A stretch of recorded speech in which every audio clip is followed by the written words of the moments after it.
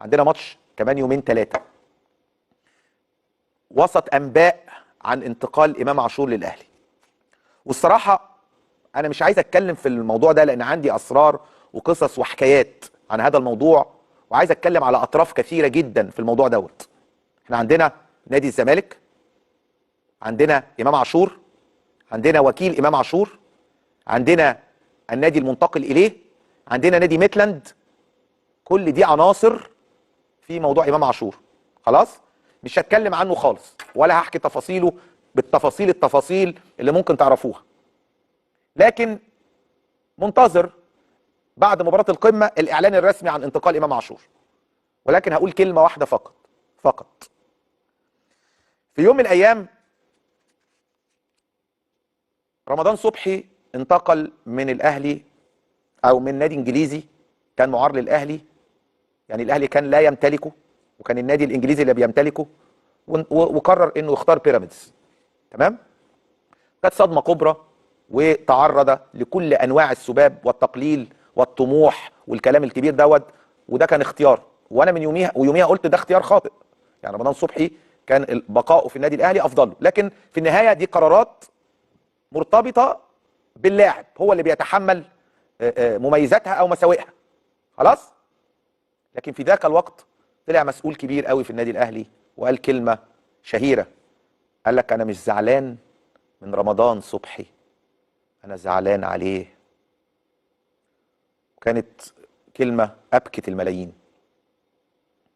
فانا عايز اقول كلمه في حاله لو انتقل امام عاشور بعد ما شتم العظيم صالح سليم والكبير حسن حمدي وكابتن بيبو وكابتن شوبير وضرب الكابتن الكبير وليد سليمان، فانا عايز اقول لقيم ومبادئ انا مش زعلان منكم، انا زعلان عليكم.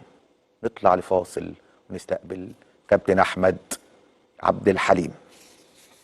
طيب بلاش نطلع لفاصل دلوقتي، كنت عامل سسبنس يا جماعه، انتوا طلعتوني بره السسبنس كده. فعايز اقول لذيذ يا جماعه. بص، عمر الزمالك ما عمل فيلم ان انا واد قيم، ان انا واد ما بقبلش، والواد عصام الحضري ده عنده 36 سنه راح احترف في اسمه ده في السيون السويسري. الواد ده ايه ده عمره ما هيشم النادي الاهلي تاني. ليه يا عم؟ لا قيم ومبادئ. انت بتهزر ولا ايه؟ ده الواد ما عملش حاجه، ده جايب اكتر من 24 بطوله مع النادي الاهلي، وده عنده 36 سنه. غلط، كلنا بنغلط. طب ده الواد اعتذر لكل الناس، ده اعتذر للنادي الاهلي واعتذر للجمهور واعتذر للمجلس الاداره واعتذر لكل فرد وعيط وبكى وعمل كل حاجه في التاريخ. مهما كان لن نستطيع ان نسامح عصام الحضري، لان عصام الحضري لم يلتزم بقيم ومبادئ النادي الاهلي، فلن يعود للنادي الاهلي مهما على فكره ده ما شتمش رموز الاهلي، ده ما شتمش العظيم كابتن صالح سليم. على فكره يا جماعه جمهور النادي الاهلي اللي بيتفرج عليا دلوقتي، ده انا جدع معاكم اهو، ده انا واقف في ظهركم اهو. ده انتوا اللي من ماتشين ثلاثه جبتوا صوره صالح سليم ورحتوا قايلين في المدرجات صالح سليم العظيم لن نقبل اهانته. وبعد كده انتوا الماتش اللي فات قلتوا ايه؟ صالح سليم مش ناسينه، امام عاشور مش عايزينه، كله مدرج 3000. الله اكبر. هي دي القيم والمبادئ، هو ده جمهور النادي الاهلي. فتيجي النهارده انا بقول كلام يعني ما اعتقدش ان النادي الاهلي، لان قيم ومبادئ النادي الاهلي لا يمكن، لا انا مش مصدق برضه، لا مش مصدق.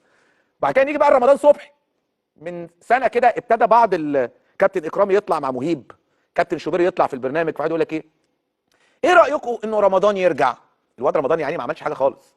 الواد رمضان كان في نادي انجليزي، جه لعب في بتاع ما اعرفش ايه، قال لك هو المبلغ دوت ما اعرفش ايه ساعه وترد علينا. الواد صغير في السن قال لك ايه ده هما بيهددوني، راح بيراميدز. ما عملش حاجه خالص، ولا عمره شتم في النادي الاهلي. ده طلع في برنامج رامز جلال، بسم الله ما شاء الله، هو يعني ايه طلع يعني برنامج رامز جلال جاب رمضان طلع اعتذر وقال لك انا نفسي ارجع للنادي الاهلي بس بيراميدز يكون موافق. وطلع كهربا قال نفس الكلام، وطلع امام عاشور اعتذر للنادي الاهلي. فالمهم رمضان يعني ما عملش حاجه، فطلع اكرامي كابتن شوبير معرفش ايه كلام من هذا القبيل، فقال لك ما ينفعش يرجع. ليه يا عم؟ ما عملش حاجه، ده اختار نادي يعني ما قلش ادبه يعني. فما شتمش حد يعني، ده متربي جوه النادي الاهلي يعني وكده. لا، ما يرجعش النادي الاهلي. ليه؟ القيم والمبادئ. ماشي خلاص، مش هيرجع. لكن بقى امام عاشور لما دخل وقعد يشتم الرموز وكده وضرب وليد سليمان وبتاع، لا، جه اعتذر بقى. فالمسؤول الكبير كلم امام، قال له يا امام خلاص يا امام، انت اعتذرت كتير يا حبيبي، واحنا قبلنا اعتذارك يا حبيبي. احنا اللي بيجيب لنا بطولات كتير وبينتقل لنادي تاني القيم والمبادئ بتاعتنا بتقول لا ما يرجعش. رمضان، عصام الحضري، اي حد يعني. لك حسام عاشور يا عيني، حسام عاشور اللي عمل فيديو بس مع تركي الشيخ مدته 5 دقائق كده، مع ان مع ان غيره يعني كانوا عايشين مع المستشار تركي الشيخ يعني. لكن في النهايه فيديو صغنطوط كده، حسام عاشور يا عيني اللي كان بيتغنى بيقول لك حسام عاشور تاريخه ببطولات الزمالك كلها. فين حسام عاشور؟ ورق. وين حسام عاشور بجد والله؟ وراريو حسام عاشور، وراريو يا كابتن تاريخي، وراريو يا صاحب ال 30 بطوله، وراريو من النادي الاهلي. اتمسح تاريخك في النادي الاهلي، ما بقتش موجود خلاص. فيديو 5 دقائق عشان يعني مش عايز يعتزل. في النهايه مره واثنين وثلاثه. يا جمهور الزمالك والله العظيم انا عندي اسرار ممكن اقولها لكم، اسرار رهيبه، بس اوعوا تبكوا على اي لاعب، اقسم بالله اوعوا تبكوا على اي لاعب. نادي الزمالك اكبر من اي حد، ونادي الزمالك المحترم اللي بيقف مع لعيبته، اللي ما عندوش النعره، ما عندوش فكره. كلنا على فكره اذا كان ان الله رؤوف رحيم، اذا كان ربنا هو اللي بيرحم بني ادمين، ربنا هو اللي بيسامح. هي القيم من ضمن القيم والمبادئ المفروض تتحط هي التسامح. القيم والمبادئ مش واحد اختار اختيار فلا وعمرك ما هتخش. طب ماشي، انا مش عامل الشعار ده في نادي الزمالك. انا عندي ممكن واحد يغلط واسامحه، انا عندي كده. الغلط ممكن اللي بيغلط ممكن اسامحه. في غيري حط بقى سيستم ونظام وبيقول لك لا، اللي بيغلط اللي ما اعرفش ايه ما بسامحوش. وعندنا بقى فيديوهات بسم الله ما شاء الله على اليوتيوب بقى، الرئيس ومدير الكره وكله بقى بيقول لا يمكن اخش نادي الاهلي، لا يمكن. الموضوع ده ابتدى يبوظ من امتى بقى؟ من ساعه الرئيس الشرفي، من ساعه كهربا لما شتم كل الناس. وعبد الله السعيد يا عيني، عبد الله السعيد هو عايز اسالك سؤال. انا برضو يا جماعه انا متربي على كده والله. هي القيم والمبادئ في ايه؟ انا هقول لك عبد الله السعيد. الو، عبد الله السعيد تعاقد مع الزمالك وخد 40 مليون جنيه في سنتين. نعمل ايه؟ والنبي يا سياده المستشار تركي الشيخ هات لنا عبد الله والنبي مضيه ما يروحش الزمالك. ما في 60,000 سلامه عبد الله السعيد.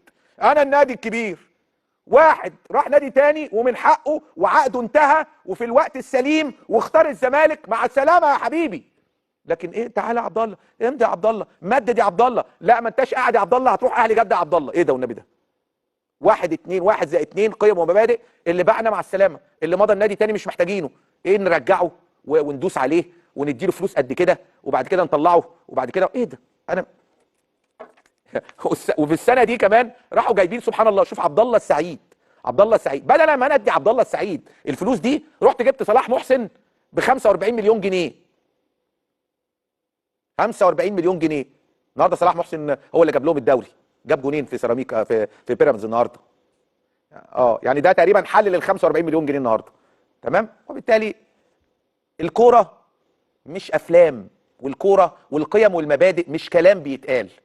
القيم والمبادئ مواقف للبني ادمين، مواقف للبني ادمين، هي دي القيم والمبادئ. القيم والمبادئ مش كلام نقعد نتشدق بيه ونقوله للناس. وما انا ما بقولش حاجه، انا بقول لك انت حتى جمهورك بيقول ايه في المدرج، جمهورك بيعمل ايه في المدرجات، مش راضي عن هذا الموضوع لو حصل. لكن مره واثنين وثلاثه، مش بكثره اللاعبين وكثره النجوم وباللعيبه اللي هتعمل لك بوم فانت كده ايه هتعلم على مرتضى منصور. احنا مالناش دعوه بامام على فكره. امام اتباع ب 3 مليون دولار، راجع لو رجع يعني ب 3.5 مليون دولار او اكتر. واللاعب نفسه 20 و10 اعلانات ورجال اعمال وبتاع 30 مليون في السنه. فبسم الله ما شاء الله. احنا بنعافر بننافس نادي بياخد قدنا في الفلوس 4 مرات وعنده اشتراكات قدنا 6 مرات وبننافس وبنعافر.